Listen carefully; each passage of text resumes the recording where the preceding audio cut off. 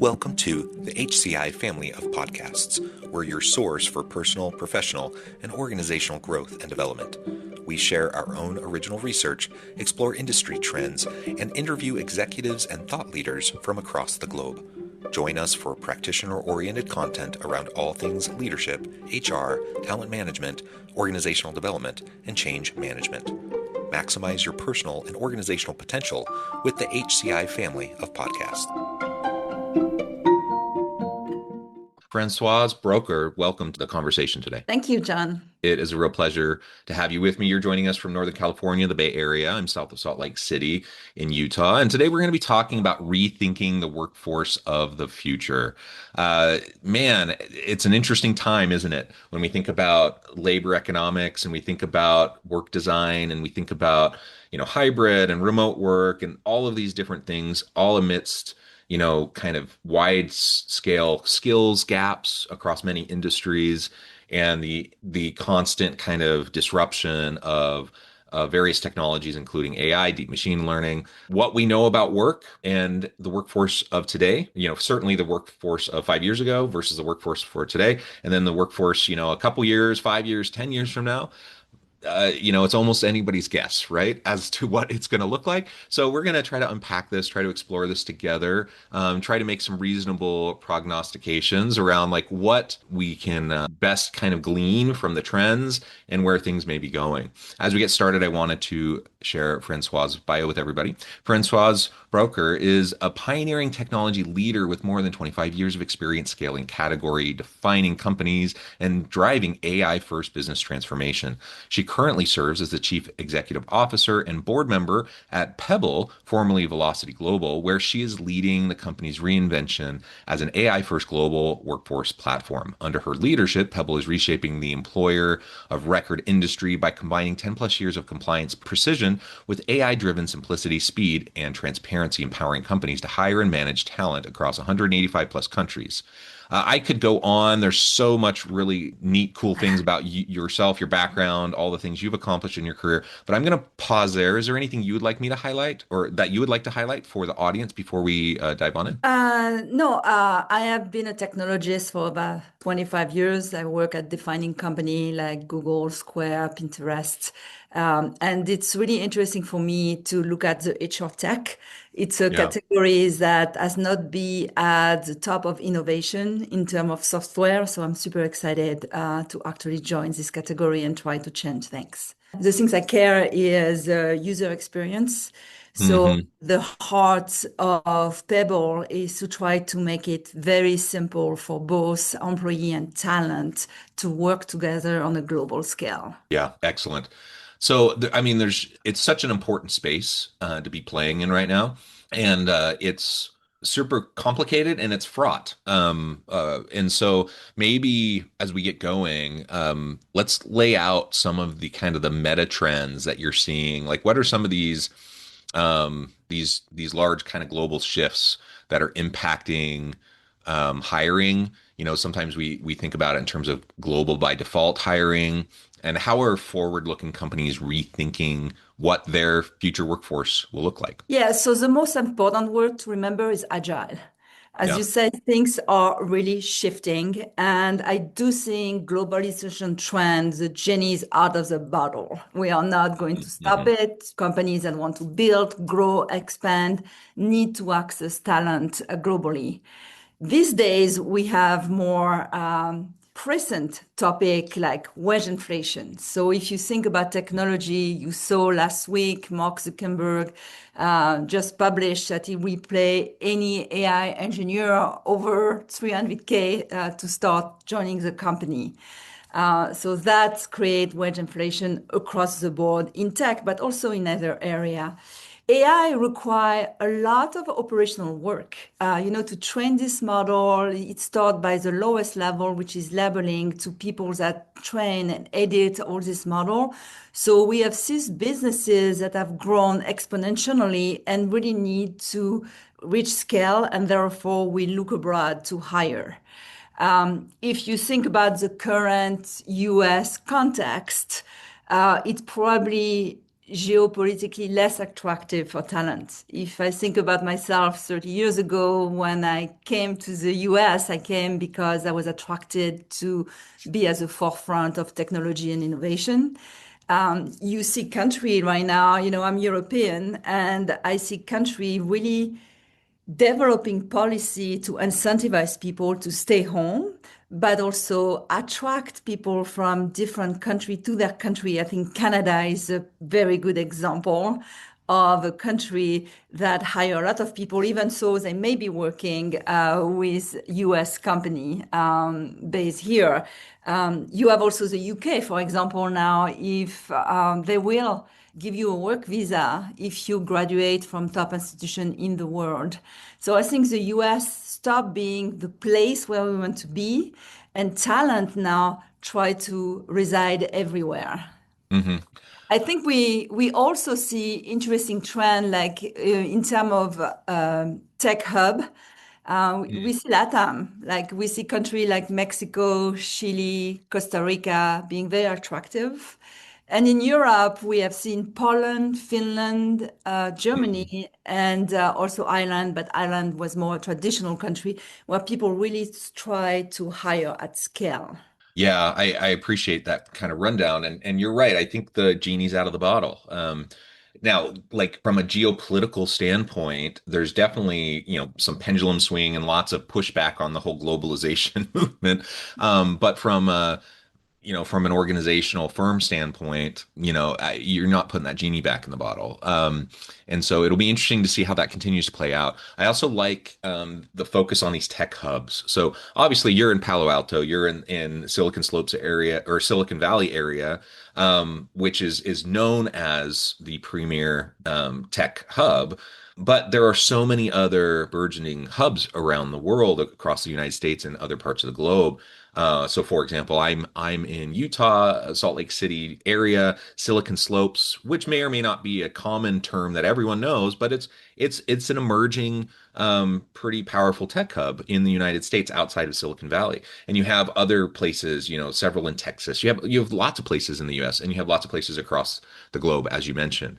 And so gone are the days where when we're thinking about our workforce planning and talent pipelines, gone are the days where you need to expect for all of that talent to concentrate, say, in the Bay Area, or wherever. And if we can lean into distributed teams and this more virtually connected global workforce, you can tap into great talent all over the place, oftentimes, in affordable ways that may be a little bit more challenging, say in the Bay Area, and yeah, it just becomes very enticing. If so, for example, like Poland and Warsaw, a really strong, growing tech hub in Warsaw, and I've never priced it out myself, but I suspect that labor costs are not as high in Warsaw as they are in the Bay Area. Correct. They are at least half of what you would Yeah, be priced in the valley, half or even a third.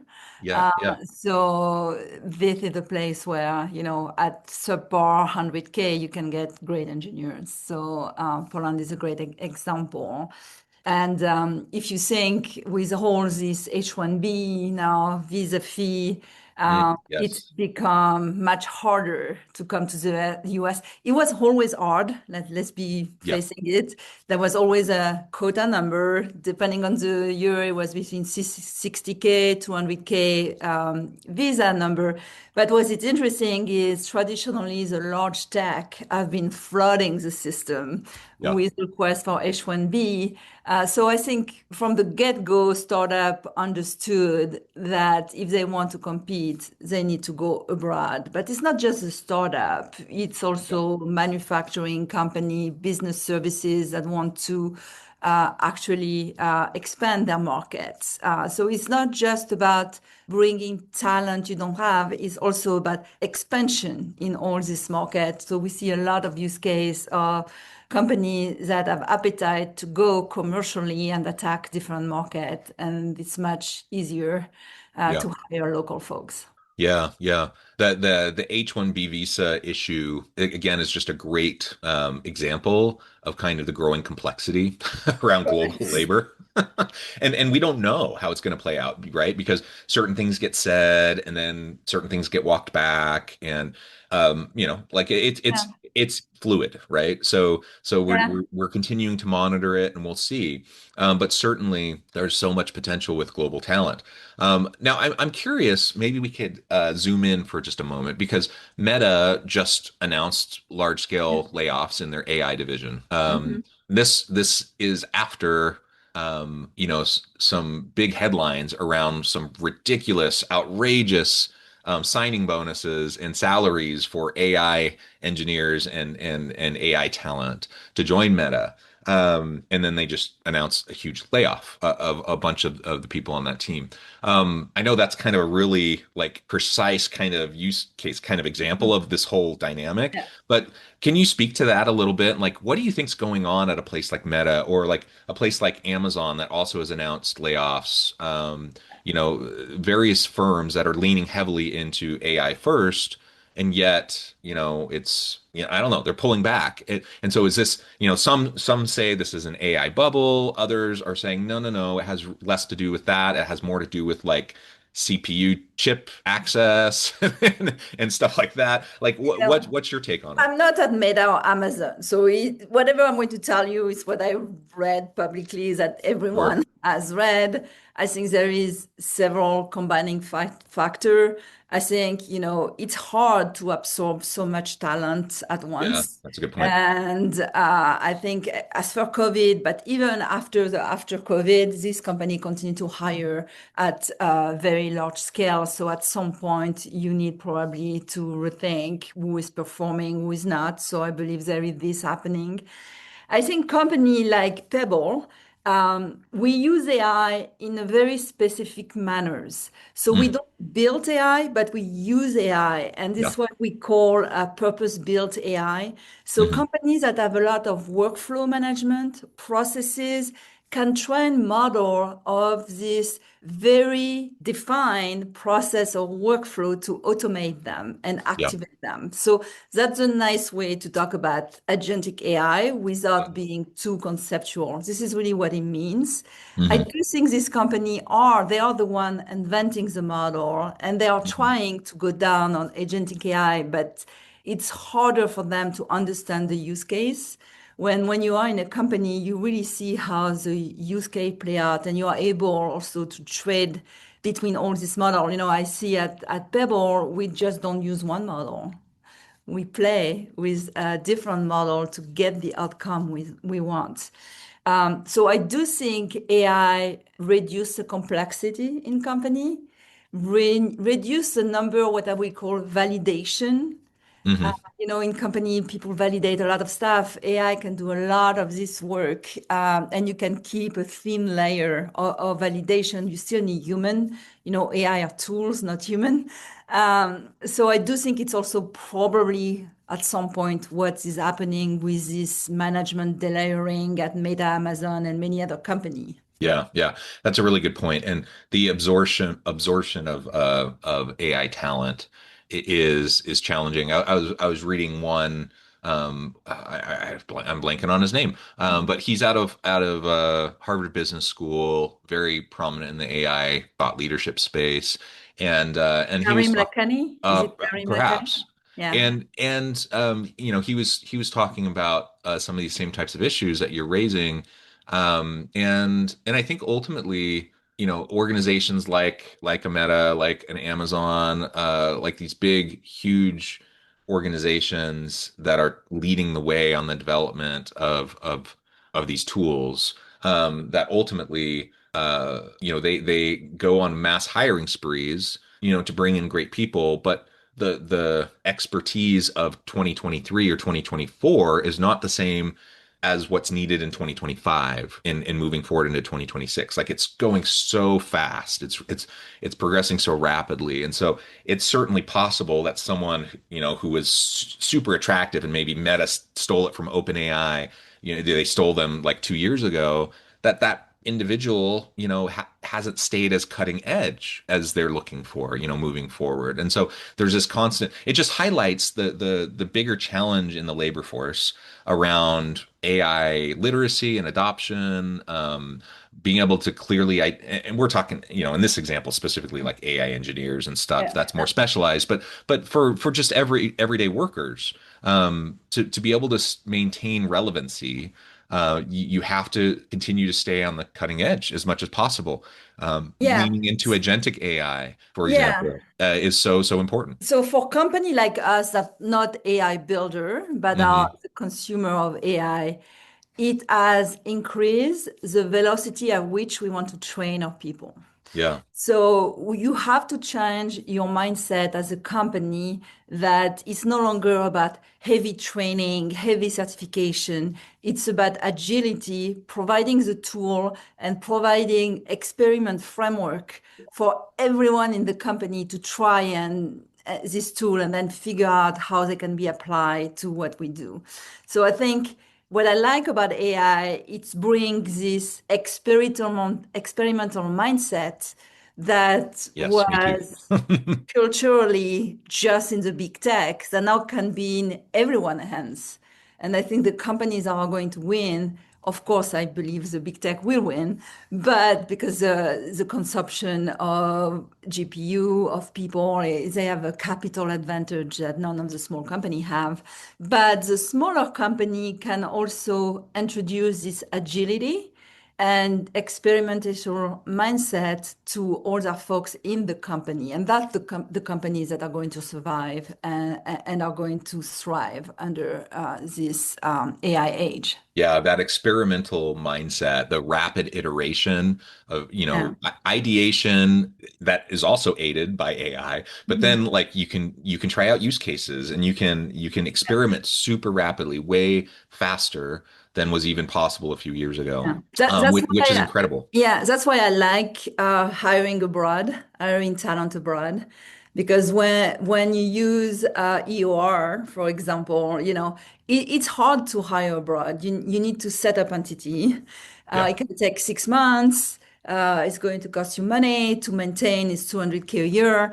So I think EOR is perfect in this age of AI because AI talent is not just the engineer, it's also the people that labor, it's also people that sell, it's the people that built some of these components.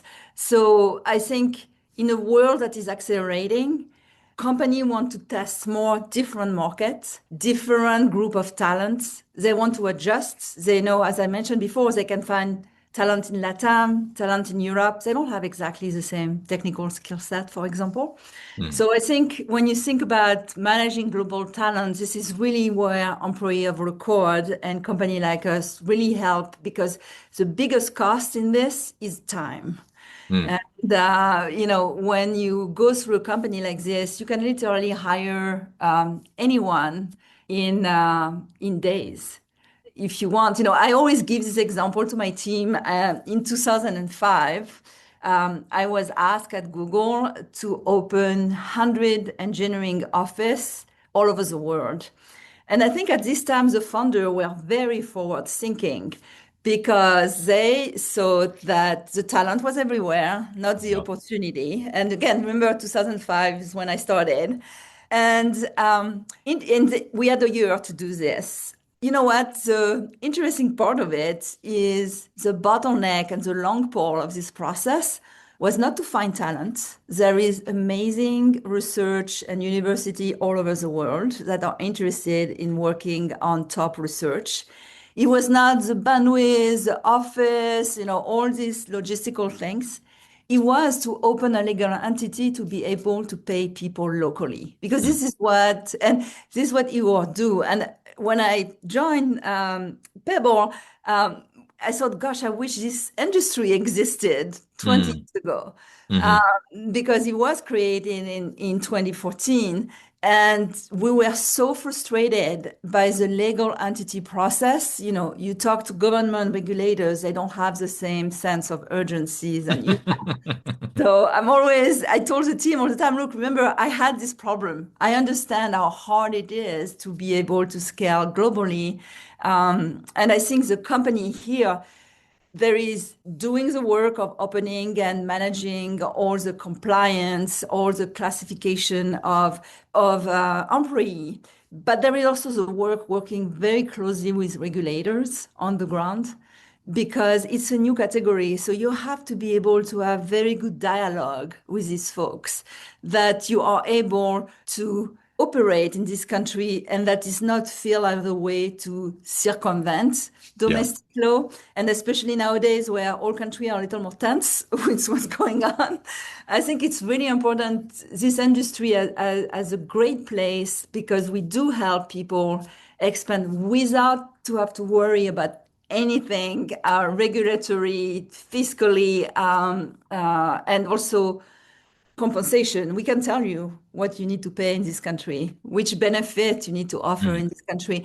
So we actually make all of this complexity goes away. Mm. I think as you think about expansion and talent, it's quite important to have this. Yeah, excellent. And maybe our last question. I know the time. I'm going to have to let you go here in a few minutes, but No problem. what do you see as the path forward for HR leaders who are trying to future-proof hiring strategies? So, I mean, so they can be proactive. They're not constantly being reactive to policy shifts, economic pressures, technological disruptions. All that's going to continue to happen.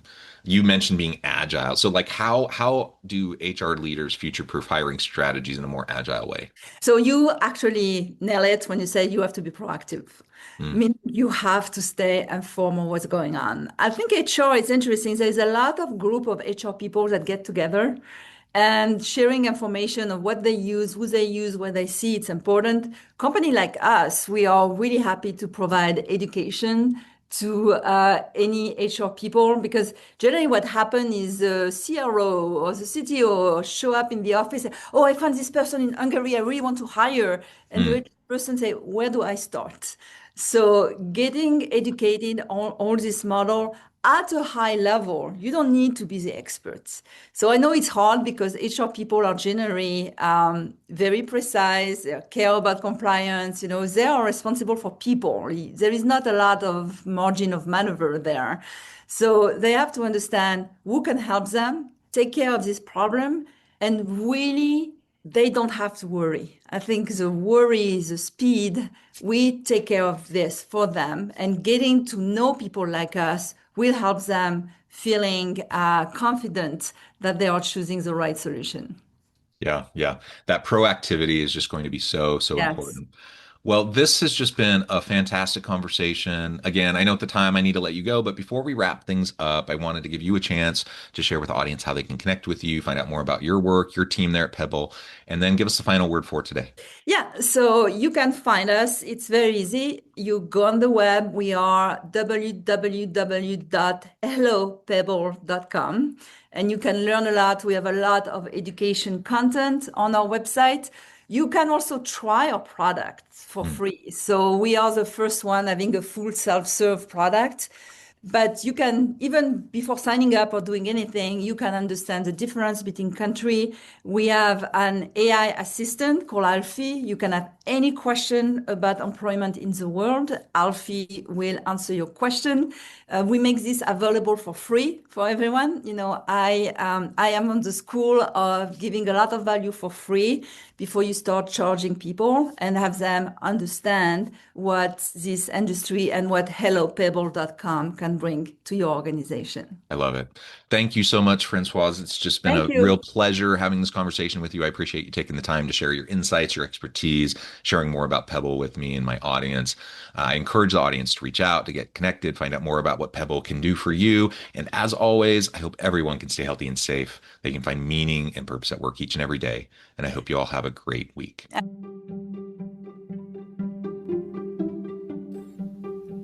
Thanks for joining us for this episode of the podcast. We hope you stay healthy and safe, and please join us again soon.